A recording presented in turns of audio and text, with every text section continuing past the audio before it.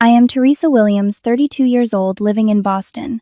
All my life, I have been second best to my sister Amanda in my parents' eyes. When they invited me to a family meeting about inheritance, I had no idea what was coming.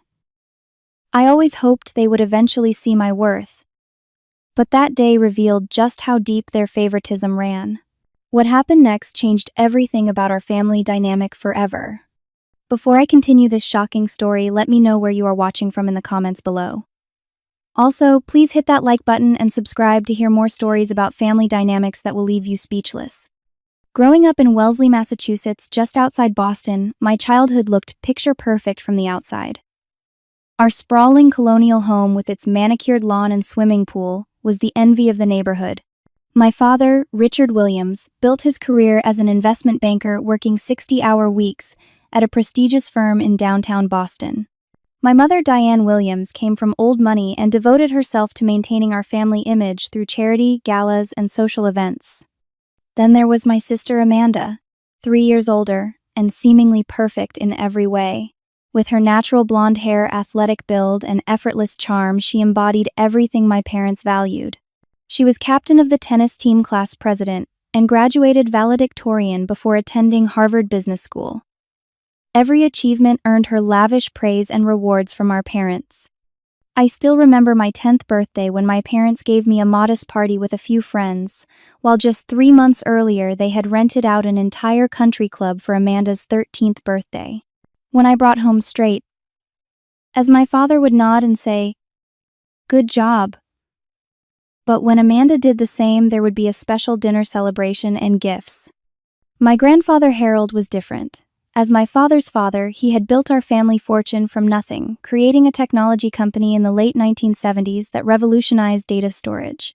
Unlike my parents, he seemed to see me for who I was. He would visit our home regularly, and while my parents fawned over Amanda, he would slip away to find me in my room or the backyard. "You have a special spark, Teresa," he would tell me, his eyes crinkling at the corners. Sometimes the ones who struggle to find their place are the ones who end up making the biggest difference. Despite my efforts to gain my parents' approval through academic success, nothing ever seemed enough. When I expressed interest in art and design during high school, my mother dismissed it as a hobby. "Artists starve, Teresa. You need something practical to fall back on." My father was more direct. "The Williams family has a reputation to uphold. Your sister understands this. Why can't you?" After graduating from Boston University with a degree in graphic design instead of the business degree my parents wanted, I cut financial ties with them and started building my own life. It was a struggle at first, working multiple freelance jobs while sharing an apartment with 2 roommates. But by 32, I had established myself as a respected graphic designer with my own small firm, specializing in nonprofit branding. I was not wealthy by family standards, but I was financially independent and proud of the life I had built on my own terms. My relationship with my parents remained strained, limited to obligatory holiday gatherings, where Amanda and her equally successful husband, James, dominated the conversation with tales of their latest achievements. When my father called 3 weeks ago requesting my presence at a family gathering to discuss inheritance matters, I was surprised. Such discussions typically happened on milestone birthdays, and no one in the family was marking a significant age this year. "Your grandfather Harold insisted everyone be present," my father explained, his tone suggesting he found the request inconvenient. "It's about the future of the family assets." I agreed to attend, though, with mixed feelings. Part of me still hoped for recognition from my parents, a voice acknowledging that my path, though different, had value. Another part suspected this would be yet another exercise in family politics, where Amanda would emerge victorious.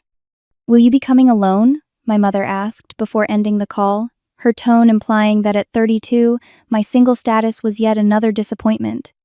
"Yes, Mom, just me," I replied, choosing not to mention the relationship I had recently ended with a wonderful man who simply wasn't ready for commitment. As I packed for the weekend at the family estate, my friend Lauren called to check in. "Are you sure you want to do this?" she asked, knowing the emotional toll these family gatherings took on me. "I have to," I said. "Grandfather Harold asked for me specifically. He's always been the one person in the family who truly sees me." Little did I know how prophetic those words would prove to be. The Williams family fortune began with my grandfather Harold, whose story was legendary within our family and business circles. Born to working-class parents in Springfield, Massachusetts, he worked his way through state college taking night classes while holding down a day job at an electronics store. In 1972, he founded Williams Data Systems from his garage, developing one of the earliest reliable data storage solutions for emerging computer systems. "I saw where the world was going," he often told me during our private conversations. Information was becoming the new currency, and someone needed to figure out how to store it safely. By the time the technology boom hit in the 1980s, Williams Data Systems was perfectly positioned to capitalize on the explosion in personal computing. The company went public in 1985, instantly making my grandfather a multi-millionaire. Through shrewd investments and continuing innovation, that fortune grew exponentially over the decades. My grandmother Martha was the quiet strength behind his success, managing their household and raising my father while Harold built the business. She passed away from cancer when I was only 5 years old, but I have vague memories of her gentle hands and the lavender scent of her perfume. After her death, something changed in my grandfather. He became more reflective, more concerned with legacy beyond money. "Your grandmother could see the true value in people," he once told me during one of our walks around the estate grounds when I was a teenager. "She would have been so proud of your creative spirit, Teresa." When my father Richard took over the family business in the early 2000s, Harold semi-retired, but maintained a position on the board. It was an open secret in the family that my father never quite measured up to Harold's vision or business acumen. Under Richard's leadership, Williams Data Systems remained profitable, but no longer innovative, eventually becoming an acquisition target for larger tech companies. The sale of the company 5 years ago for several $100 million secured the family fortune, but was viewed by many as the end of an era. Harold never openly criticized my father's decision to sell, but I sometimes caught glimpses of disappointment in his eyes when the subject arose. My mother Diane came from the Prescott family, once prominent in Boston society, though their fortune had dwindled over generations. Her obsession with social status stemmed from watching her own family's decline. She viewed her marriage to Richard as a restoration of her rightful place in society, and was determined that her children would maintain or elevate that position. Amanda fulfilled that vision perfectly. She married James Thompson, a rising star at a prestigious investment firm, in a lavish ceremony featured in Boston Magazine. They purchased a home in the same exclusive neighborhood as our parents and had 2 children attending private schools. They were in every way continuing the legacy my mother envisioned. I, on the other hand, represented everything my mother feared. My modest income, my creative career, my apartment in a gentrifying but still edgy neighborhood of Boston, all suggested the potential downward mobility she dreaded. Our family had a tradition of inheritance discussions on milestone birthdays. When my father turned 50, grandfather Harold had gathered the family to outline his plans for wealth distribution. When Amanda turned 30, my parents had surprised her with a trust fund to help purchase her home. My 30th birthday had passed with only a card and dinner at a restaurant I could now afford on my own. The last significant conversation I had with my grandfather before this gathering had been 6 months ago when he visited me in Boston unexpectedly. "I wanted to see your studio," he said, looking around at my workspace with genuine interest. As he examined the branding work I had done for a local community development organization, he nodded approvingly. "You know, Teresa, I have been watching both you and your sister forge your paths," he said thoughtfully. "There are different kinds of success in this world. Some are loud and obvious. Others are quieter, but no less meaningful." Before leaving, he had looked at me with an intensity that stuck with me. "I want you to know that I see you, Teresa. I always have." At the time, I thought he was simply being supportive. I had no idea he was laying the groundwork for what was to come. The drive from Boston to our family estate in the Berkshires took just under 3 hours. As the urban landscape gradually gave way to rolling hills and increasingly dense forests, I felt the familiar mixture of nostalgia and apprehension that these trips always evoked. The estate had been my grandfather's reward to himself after taking the company public, a sprawling property with a main house that resembled a small European chateau complete with guest cottages, horse stables, and a private lake. During the drive, I rehearsed potential scenarios in my mind. Perhaps this meeting was simply about updating wills or restructuring trusts for tax purposes. Perhaps my parents had decided to acknowledge my business success in some small way. Or perhaps, as had happened so many times before, I would sit through hours of discussion about family legacy only to be reminded that my contributions were considered peripheral. "Just be yourself," I whispered as I turned onto the long, tree-lined driveway that led to the main house. "Your worth isn't determined by their approval." The gravel crunched beneath my tires as I pulled up behind Amanda's sleek black Range Rover. My modest Honda Civic looked out of place next to it, much as I often felt out of place in family gatherings.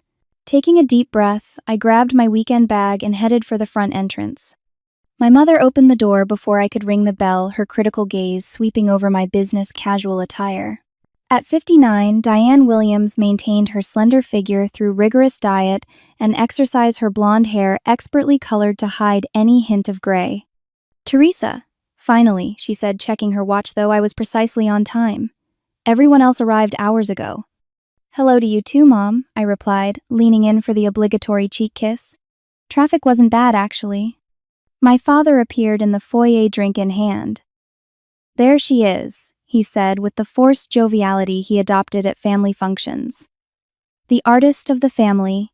The way he said artist carried the same tone one might use for circus performer or street musician. Not quite disapproval, but definitely not respect. Before I could respond, a more genuine welcome interrupted the awkward exchange.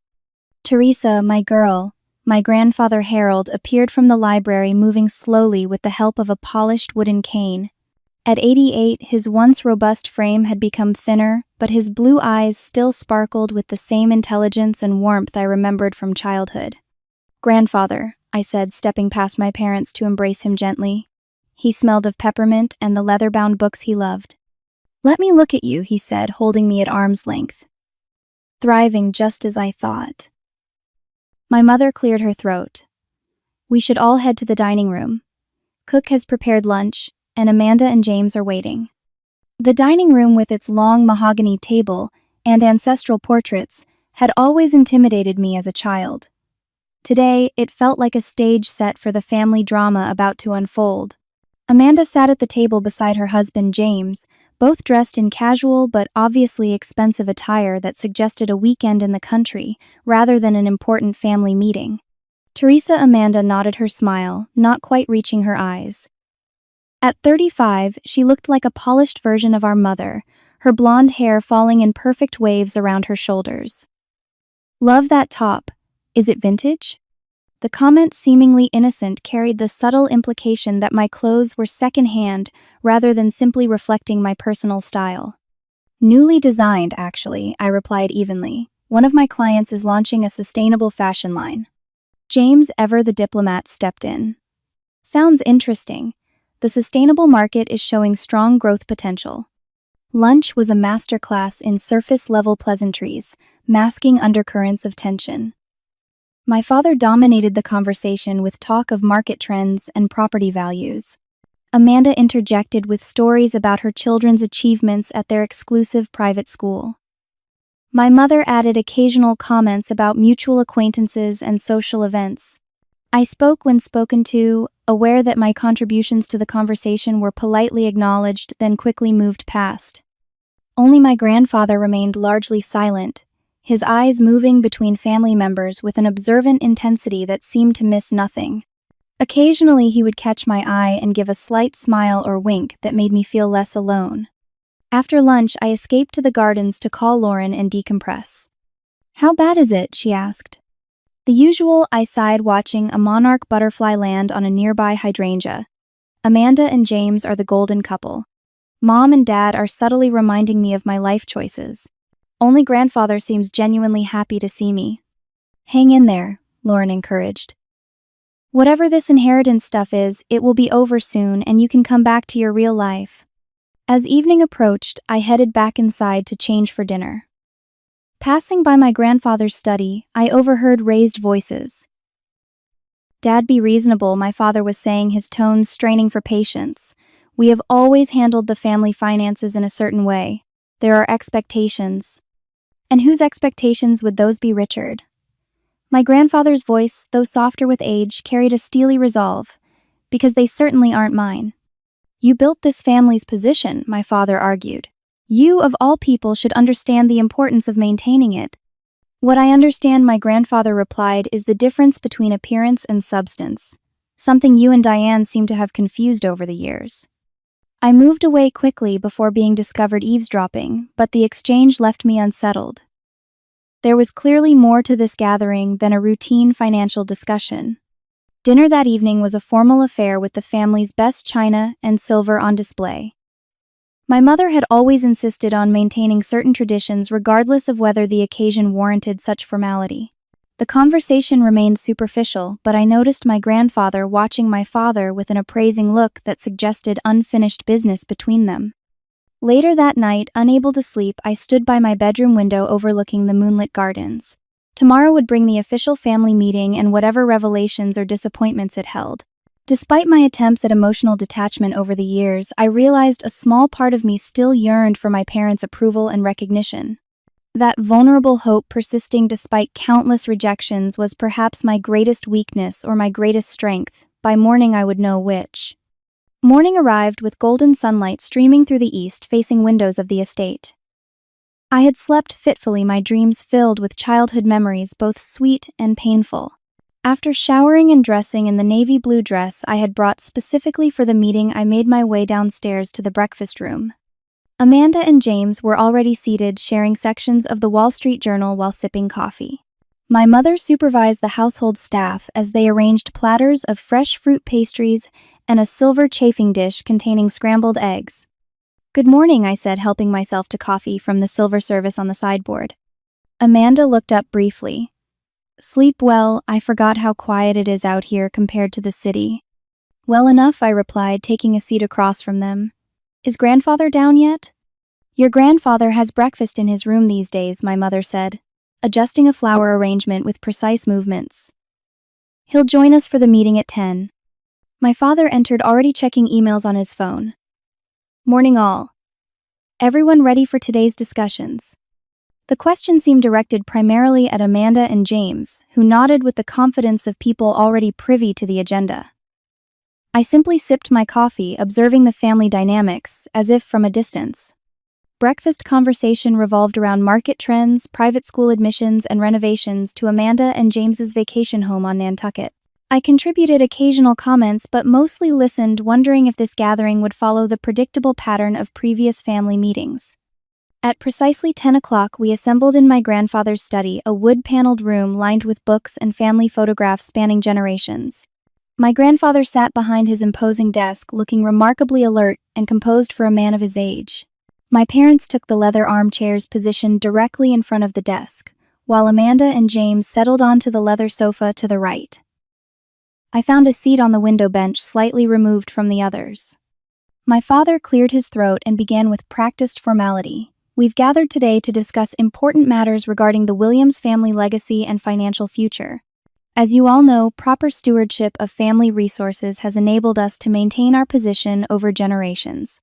He nodded toward my grandfather with performative respect. "Thanks to my father's incredible business acumen, our family has enjoyed prosperity and security.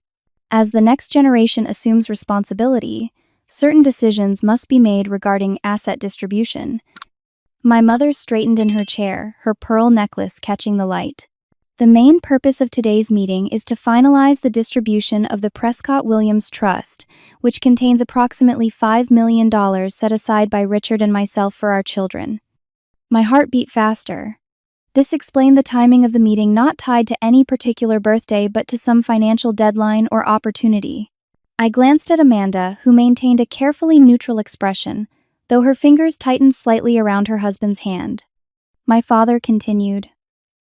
"After careful consideration and consultation with our financial advisors, Diane and I have decided that the most prudent course of action is to allocate the entire trust to Amanda and James." The words hung in the air for a moment before their meaning fully registered. The entire trust. $5 million. All to Amanda. Their demonstrated financial responsibility, strategic career choices, and commitment to continuing the Williams family traditions make them the obvious stewards for these resources. My father explained, not quite meeting my eyes. They have the expertise to grow these assets for the next generation. My mother added, Teresa dear, we know you have chosen a different path. Your little design business is very creative, but hardly the sort of venture that requires significant capital investment. The condescension in her voice was unmistakable. My little design business employed 5 people and had clients across New England facts my parents consistently diminished or ignored. Perhaps this will motivate you to work harder and make better choices going forward, my father added his tone, suggesting he was offering valuable wisdom rather than a painful dismissal. Amanda adopted an expression of humble gratitude that I had seen her perfect over years of being the favored child. Dad, Mom, this is incredibly generous. James and I promise to be responsible stewards of the family legacy. James nodded solemnly. We're honored by your trust in us. Throughout this exchange, my grandfather remained silent, his expression unreadable as he watched the scene unfold. I sat frozen, a strange calm settling over me despite the hurt and anger churning beneath the surface. I had expected some level of unequal treatment, but not this complete erasure of my worth as a daughter. Do you have any questions, Teresa? My father asked, finally acknowledging me directly. Before I could formulate a response that wouldn't reveal the depth of my hurt, my grandfather shifted in his chair. The subtle movement drew all eyes to him as he slowly, deliberately placed both hands on his desk and pushed himself to a standing position. Actually, he said, his voice stronger than it had been all weekend, I have something to add to this discussion. The room fell completely silent. My grandfather rarely intervened in my parents' decisions regarding their personal finances, which made his interruption all the more significant. Richard, Diane, he addressed my parents directly. I have sat here listening to your explanation with growing disappointment, though I cannot say surprise. My father looked startled. Dad, this is our decision to make regarding our portion of the family assets. Indeed, it is, my grandfather acknowledged with a slight nod.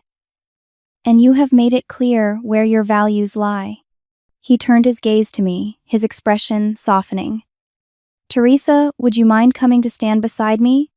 Confused but curious, I rose from the window seat and crossed the room to stand beside his desk. Up close, I could see the fine web of wrinkles around his eyes, the slight tremor in his hands that signaled his advancing age. For years, he continued addressing the entire room but keeping his hand reassuringly close to mine on the desk. I have watched the dynamics of this family with increasing concern. I have observed how achievements are measured, how worth is assigned, how love itself seems conditional upon conformity to certain expectations. My mother shifted uncomfortably in her chair. Harold, I don't think this is the appropriate time for such a discussion. On the contrary, Diane, my grandfather replied firmly, there could be no more appropriate time. You and Richard have just made a $5 million statement about who matters in this family. He opened the desk drawer and removed a document folder, placing it on the desk surface with deliberate care. I had planned to wait until my 90th birthday to address this matter, but after witnessing today's events, I see no reason for delay. He opened the folder and removed what appeared to be a certified check. Teresa, this is for you. He handed me the check, and I nearly dropped it when I saw the amount written in precise legal script. $55 million. Grandfather, I gasped, unable to form a coherent sentence as I stared at the check in my trembling hands. The room erupted in chaos. My mother leapt to her feet, her carefully maintained composure shattering.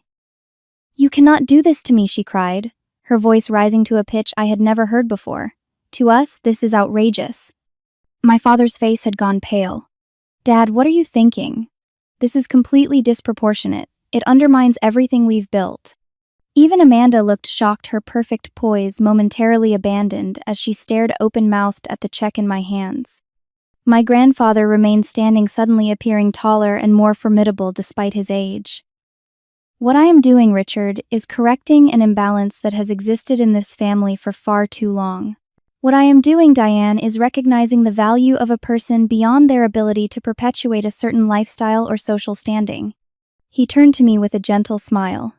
Teresa has built something meaningful entirely on her own merits, without the advantages you lavished on Amanda. She has shown creativity, resilience, and integrity that frankly put the rest of you to shame. But $55 million, my father seemed unable to process the figure. That's more than a tenth of your entire estate. Actually, my grandfather replied calmly, it's approximately a third of my personal holdings separate from the family business proceeds and trusts.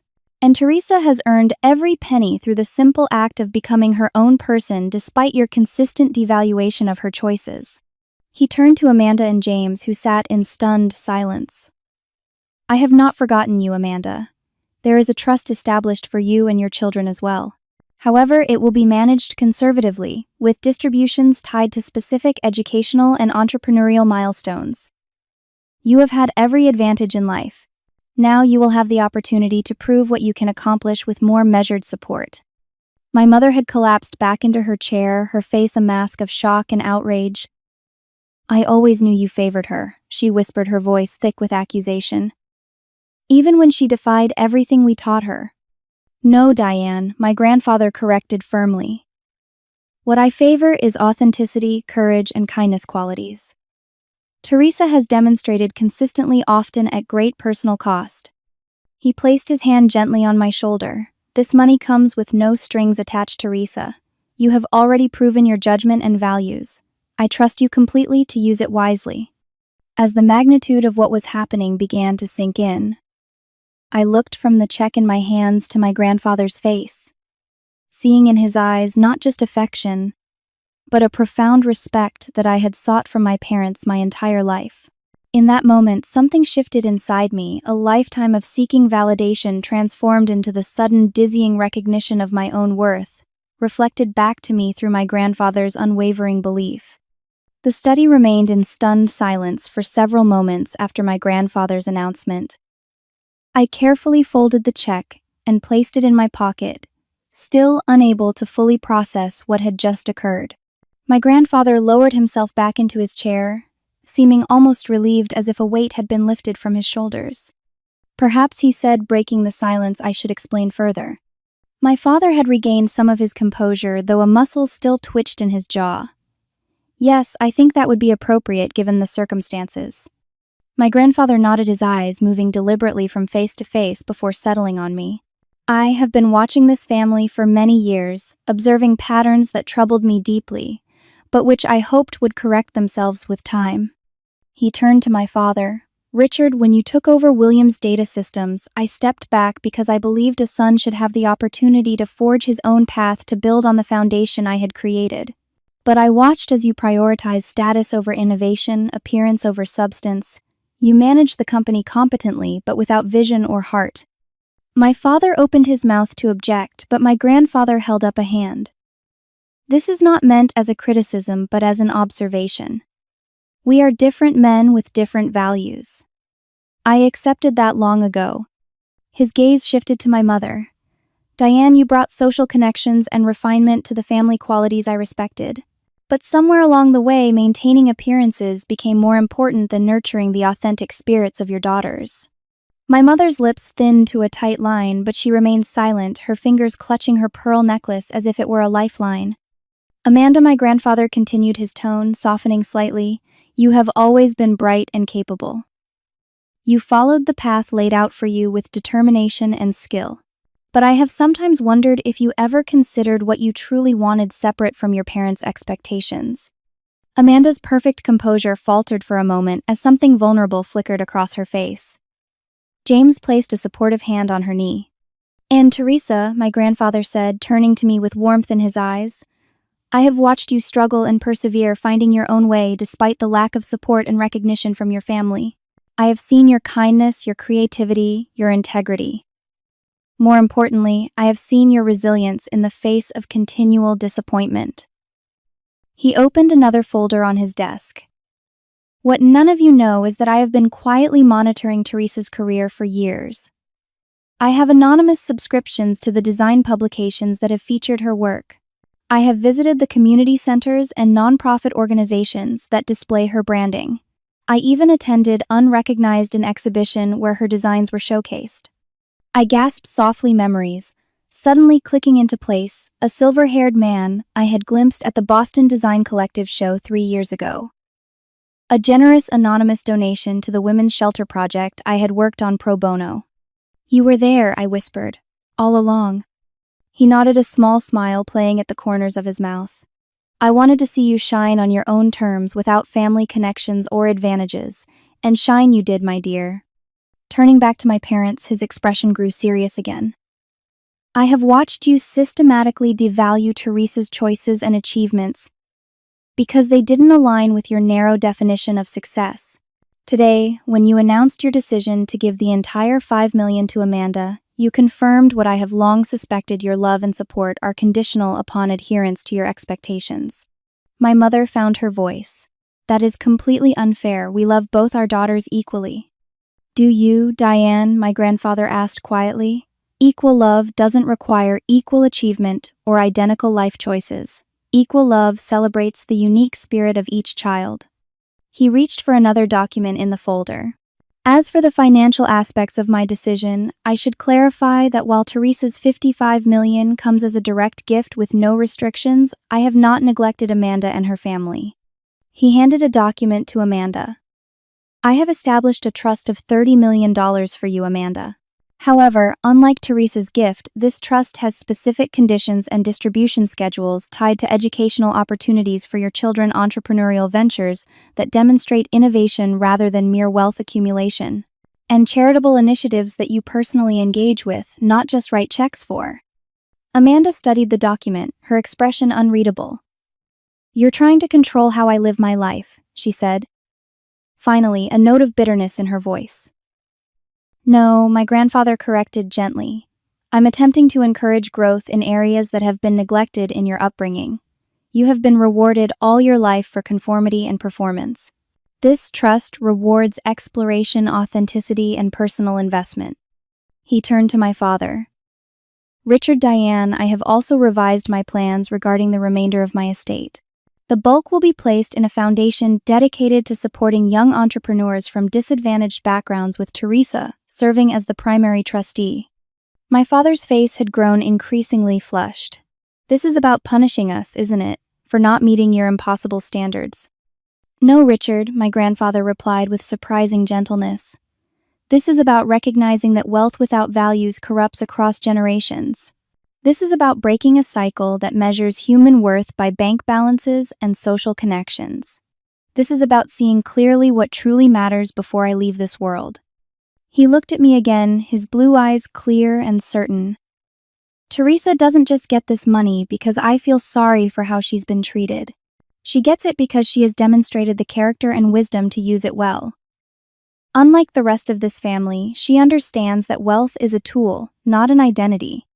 My mother, who had been unnaturally still during this exchange, suddenly stood up. You always resented me, she said, her voice trembling. Because I wasn't Martha. Because I cared about our position in society. I never resented you, Diane, my grandfather said quietly.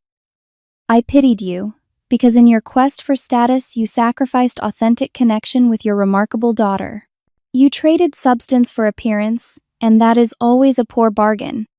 The room fell silent again, the weight of decades of family dynamics hanging heavy in the air. Amanda stared at the trust document in her hands with an expression that mingled resentment and confusion. My father seemed deflated, suddenly looking older than his years. My mother remained standing, her perfect posture, now seeming more like rigidity than elegance. And I sat there, the check in my pocket, representing not just financial freedom but something far more valuable: validation of the path I had chosen, recognition of the person I had become, despite not because of my family's influence. This meeting is adjourned, my grandfather said finally. I suggest we all take some time to reflect before dinner. Teresa, would you mind staying for a moment? As the others filed out in stunned silence, I remained seated watching the door close behind my family members. Once we were alone, my grandfather's formal demeanor softened, and he looked at me with a mixture of affection and concern. Are you all right, my dear? I know this must be overwhelming. I took a deep breath, trying to organize my thoughts. I don't know what to say, grandfather. Why now? Why this amount? He smiled gently. Because I'm 88 years old, Teresa, and I've learned that time is the one resource we can't renew. I've watched you struggle for recognition long enough. As for the amount, he chuckled softly, I wanted it to be significant enough that your parents couldn't possibly dismiss or minimize it. $55 million demands acknowledgement. He reached across the desk to take my hand, but more importantly, I wanted to give you the freedom to expand your vision without constraints. You have done remarkable things with limited resources. Imagine what you might accomplish now. As the reality of his gift began to sink in, tears welled in my eyes. Thank you for seeing me, I whispered. All these years, when I thought no one was looking.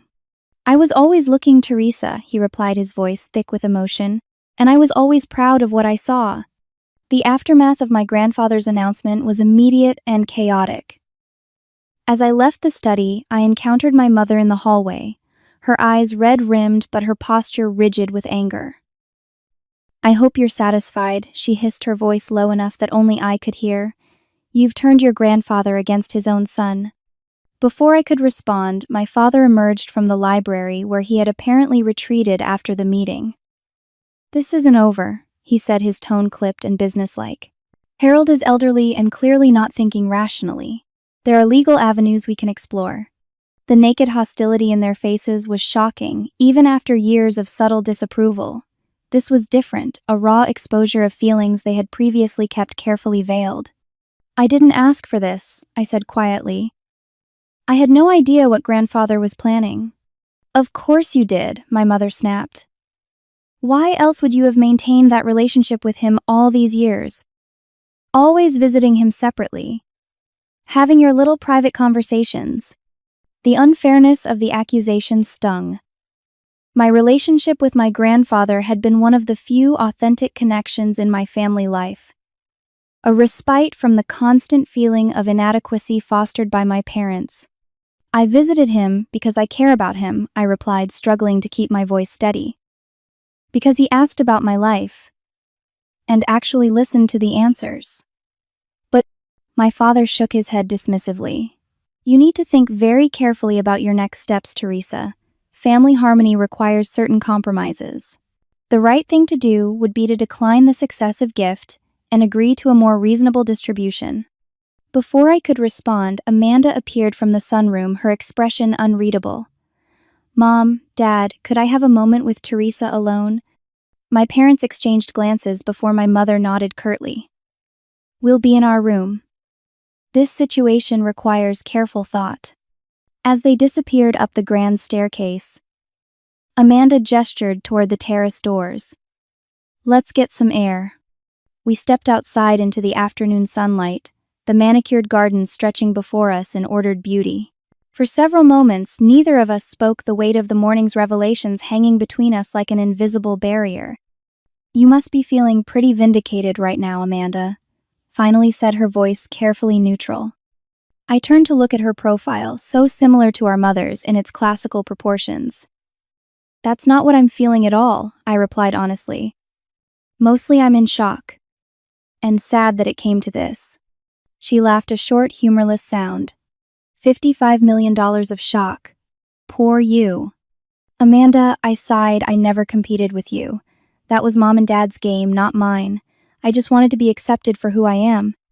She was silent for a long moment, her fingers tracing patterns on the stone balustrade. Do you know what it's like? She finally asked, her voice softer. To be the one who has to be perfect all the time. To know that any failure, any deviation from the plan would be catastrophic. I looked at her in surprise. In all our years growing up together, Amanda had never revealed any ambivalence about her golden child status. I thought you wanted the path they laid out for you, I said carefully. You seemed to thrive on their approval. Did I have a choice? She replied, a note of bitterness creeping into her voice. By the time I was old enough to question it, the pattern was set. I was the successful one. The one who made the right decisions. The one who didn't disappoint. For the first time, I glimpsed the burden my sister had carried all these years, the flip side of parental favoritism, a cage of expectations that had its own constraints. I'm sorry, I said, meaning it. That sounds exhausting. She shrugged, some of her usual poise returning. It is what it is. I've built a good life. James is a good man. My children are healthy and happy. She paused, then added quietly, "But sometimes I wonder what I might have chosen if left entirely to my own devices."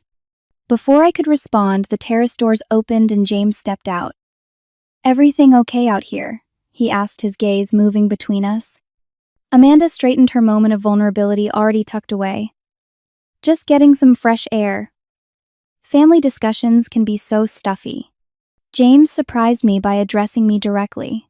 "For what it's worth, Teresa, I think your grandfather made a fair point about recognizing different kinds of success. Your design work is genuinely impressive. I looked into your firm after our last family gathering." "You did?" I asked, startled by this revelation. He nodded. "I was curious. The branding you did for that environmental nonprofit last year showed real vision. Different from the wealth management world I inhabit, but valuable in its own right." Amanda looked at her husband with an expression I couldn't quite interpret: surprise perhaps, or a fleeting resentment at his apparent support of my grandfather's decision. "We should head inside," she said abruptly. "I want to check in with Mom and Dad." As she walked ahead of us, James fell into step beside me. "This won't be easy," he said quietly. "For any of you. But for what it's worth, I think your grandfather is trying to heal something broken in this family, not just redistribute wealth." His insight was unexpected, coming from someone I had always viewed as fully integrated into my parents' value system. Before I could respond, the sound of raised voices reached us from inside the house. In the main hall, my grandfather stood at the foot of the stairs, leaning on his cane but looking remarkably steady as he faced my father. "You will not bully her into giving up what is rightfully hers," he was saying, his voice firm despite his age. "If you attempt to contest my decision or pressure Teresa in any way, I will rewrite my entire will and leave everything to charitable foundations. Is that clear, Richard?" My father's face was flushed with anger, but he backed down, years of deference to his father's authority, apparently hard to overcome. "You're making a mistake that will fracture this family," he said stiffly. "No," my grandfather replied. "I'm addressing fractures that have existed for decades while everyone pretended not to see them." He caught sight of me in the doorway, and his expression softened. "Ah, Teresa. I was just coming to look for you. Would you join me for a drive? There's something I'd like to show you." Grateful for an excuse to escape the tension in the house, I agreed. 20 minutes later, we were in my grandfather's vintage Mercedes, driven by his longtime chauffeur, Martin, heading toward the nearby town of Lenox. I should explain some things my grandfather said as we traveled along the winding country roads. "The check I gave you today is just the beginning. I've been quietly making investments in your name for years, including a significant minority stake in your own design firm." I turned to him in surprise. "The angel investor, the one who came through Berkshire Capital Partners, that was you."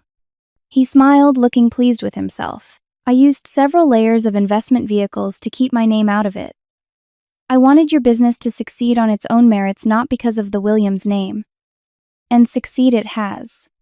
We pulled up outside a stately brick building in downtown Lenox, its facade freshly renovated with large windows, revealing an art gallery space inside. "Do you know what this is?" my grandfather asked. I shook my head, confused by the detour. "This is the Lenox Art Center, recently purchased and renovated by the Williams Foundation, a foundation that as of this morning you are the primary trustee of." He pointed to a discreet brass plaque beside the entrance. "This is the first of what I hope will be many such spaces. Spaces that bring art, design, and creativity to communities that need them." As I stared at the building, trying to process this additional revelation, my grandfather continued. "I've spent the past year setting all this in motion, Teresa. The money is important, yes, but more important is the vision behind it. Your vision. But I don't have a vision for all this," I protested, feeling overwhelmed. "I run a small design firm. I create logos and websites and branding packages." "You do much more than that," he countered gently. "You create identity and meaning. You help organizations that do good work find their voice and reach their audience. That's a rare and valuable skill, Teresa, and one that deserves to be amplified." As we sat in the car looking at the arts center, my grandfather took my hand. "I know this is a lot to absorb in one day. You don't have to decide anything immediately. Take time to think, to plan, to dream bigger than you've allowed yourself to dream before." On the drive back to the estate, He shared more details about the financial structures he had created, the advisors he trusted, who would help me navigate my new circumstances, the vision he had for the foundation that would now bear both our FIA names. The hardest part, he admitted as we neared the estate gates, will be the family dynamics. Richard and Diane won't accept this easily. Amanda may struggle with her changed status. But I believe that in time, with patience and clear boundaries, healing is possible. I wasn't so sure, remembering the naked hostility in my mother's eyes, the cold calculation in my father's, but I kept those doubts to myself, not wanting to diminish my grandfather's hope for eventual reconciliation. When we returned to the house, an unusual quiet had settled over the place. My parents' bedroom door remained closed. Amanda and James had apparently taken their children, who had arrived with their nanny during our absence, for a walk around the property. "I've instructed cook to serve dinner at 7, my grandfather informed me as we parted in the upstairs hallway. "Attendance is optional but encouraged. Whatever happens next, we remain a family, however imperfect." In my room, I finally allowed myself to fully absorb the day's events. $55 million. A stake in my own company that I hadn't known existed. A foundation with my name on it. It was too much to process at once. I called Lauren, needing to anchor myself in something familiar. "You're what?" she exclaimed when I shared the news, her voice rising to a pitch that made me hold the phone away from my ear. 55 million, Teresa. That's insane. I know, I said, the reality still not fully sinking in. I don't even know how to think about it. "Well, first thing tomorrow, you call Margaret Chen," Lauren said, firmly naming a well-respected financial advisor we had both admired from afar, and a good estate attorney, and probably a therapist, because holy cow, this is a lot. Her practical approach made me laugh, releasing some of the tension I'd been carrying. "Thanks for keeping me grounded." "Always," she replied. "But seriously, Teresa, this doesn't change who you are. It just gives you more freedom to be that person on a bigger scale." As 7 o'clock approached, I changed for dinner, opting for a simple black dress that had served me well at client presentations. Armor of a sort for whatever family drama awaited. To my surprise, everyone appeared for dinner, though conversation was minimal and strained. My parents maintained a cold civility that was somehow worse than open hostility. Amanda seemed preoccupied, responding to her children's chatter with distracted smiles. Only my grandfather appeared truly at ease, discussing local news with James, as if this were any ordinary family gathering. As dessert was served, my mother suddenly addressed me directly. "Teresa, your father and I have been thinking. Perhaps it would be best if you returned to Boston tomorrow rather than staying the full weekend as planned. This situation has created certain tensions that time and distance might help resolve." Though phrased as a suggestion, the message was clear: I was being asked to leave. Before I could respond, my grandfather set down his dessert fork with deliberate care. "Actually, Diane, I've asked Teresa to stay an extra day. We have foundation matters to discuss." His tone was pleasant but brooked no argument. "In fact, I've decided to return to Boston myself next week. I've been thinking it's time I spent more time in the city." My mother's carefully applied makeup couldn't hide her shock. "But your doctors, your care team, they're all here." "Boston has excellent medical facilities," my grandfather replied mildly. "And I find I want to be closer to the foundation's work. And to Teresa." With that simple statement, the power dynamics of our family shifted yet again. My grandfather was not just providing financial support, he was actively aligning himself with me in a way that couldn't be ignored or minimized. Later that night, as I prepared for bed, a soft knock sounded at my door. Opening it, I found Amanda standing in the hallway, looking uncharacteristically uncertain. "Can we talk?" she asked quietly. I stepped aside to let her enter, curious about what could have prompted this unprecedented late-night visit. She sat at the edge of the bed, smoothing non-existent wrinkles from her silk pajama pants. "I want you to know that I'm not going to join Mom and Dad in whatever legal battle they're contemplating. It would be pointless anyway. Grandfather clearly has his legal bases covered." "Thank you," I said cautiously, unsure where this was leading. She looked up, meeting my eyes directly. "I also want you to know that I don't hate you. I never have, despite what Mom and Dad might have led you to believe. I envied your freedom, your ability to walk away from their expectations. The admission stunned me. I always thought you had everything you wanted. She smiled sadly. I had everything they wanted for me. Not quite the same thing. As she stood to leave, she paused at the door. Maybe when this all settles down a bit, we could try to get to know each other as adults.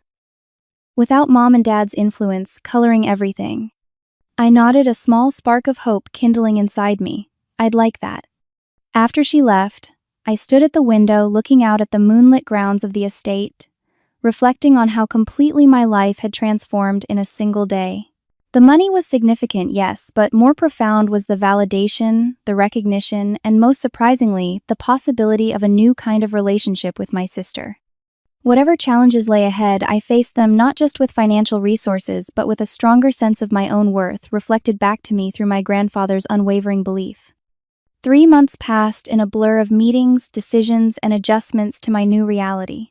The check my grandfather had presented that fateful day was merely the beginning of a comprehensive wealth transfer that included investment accounts, real estate holdings, and the foundation that now occupied much of my time. I remained in my modest apartment in Boston's South End, though I had upgraded my office space to accommodate the growing team at my design firm. The first major decision I made was to establish the Williams Hutchins Creative Arts Foundation, named for both my grandfather and my maternal grandmother, who had reportedly harbored artistic talents that were never fully developed.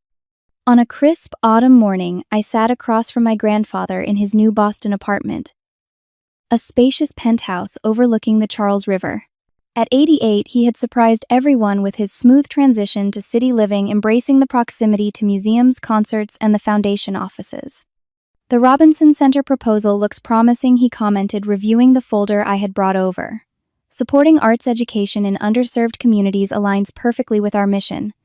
I nodded, still occasionally startled by the ease with which we discussed allocating hundreds of thousands of dollars.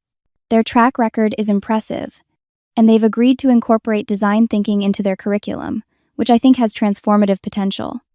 My grandfather smiled, his blue eyes crinkling at the corners.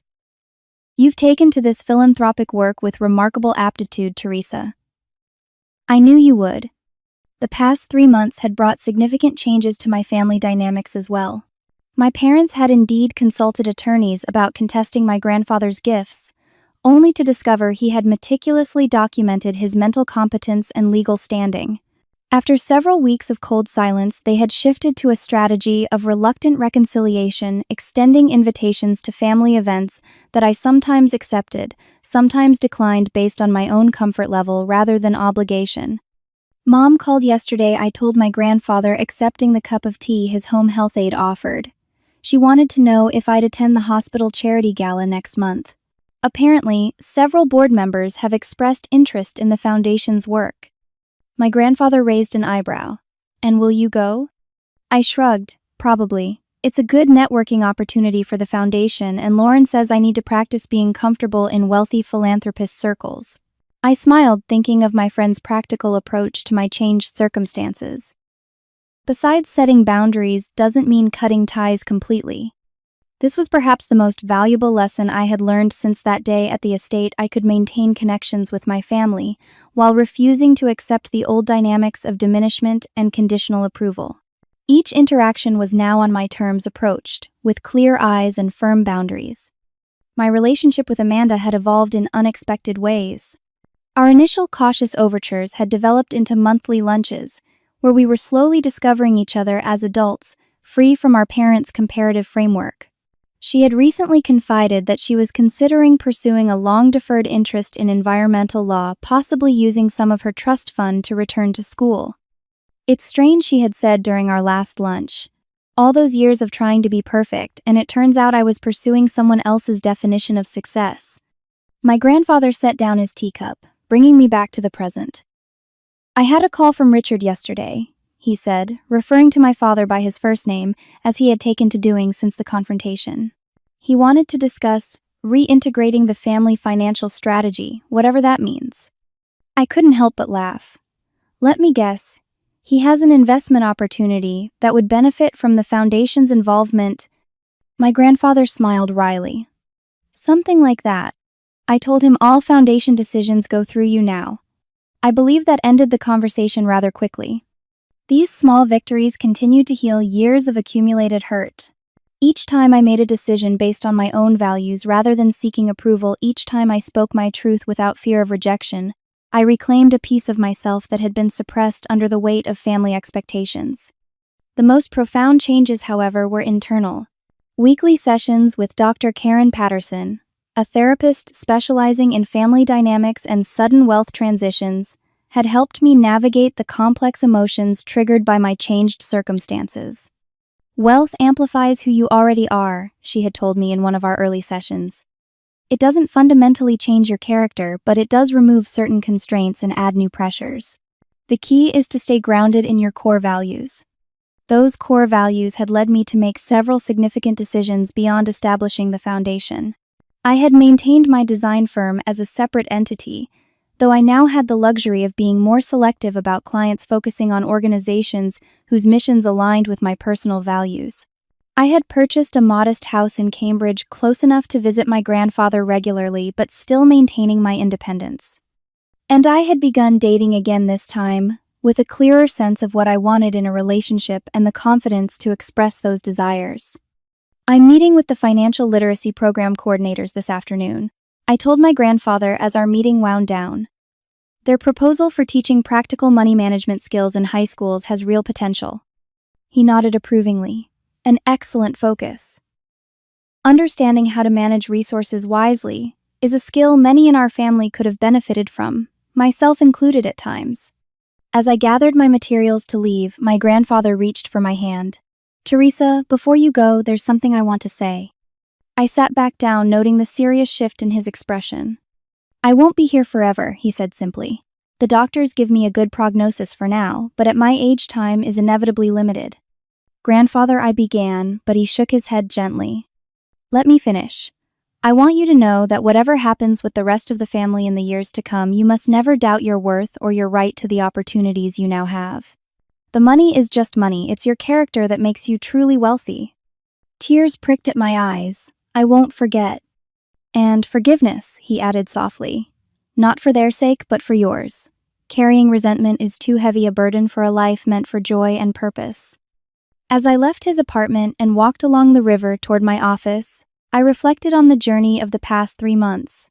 The inheritance had changed my external circumstances dramatically, but the true gift had been the internal transformation, the recognition of my own worth, the freedom to live authentically, and the opportunity to create meaningful impact through my work. My phone buzzed with a text from Lauren Coffey at 4. Need to hear about the Robinson Center proposal. I smiled and texted back my agreement. Despite the millions now in my name, these simple friendships remained among my most valuable assets.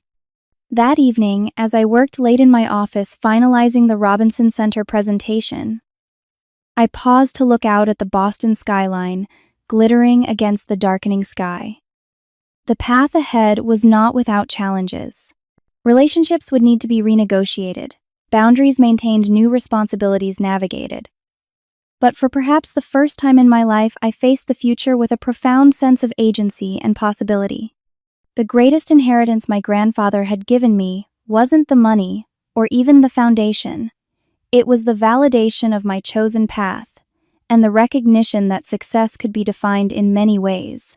It was the freedom to be fully myself without apology or justification, and that I reflected as I turned back to my work was truly priceless. What would you do if you suddenly received a life-changing inheritance? Would you keep it quiet or use it to make a difference in the world?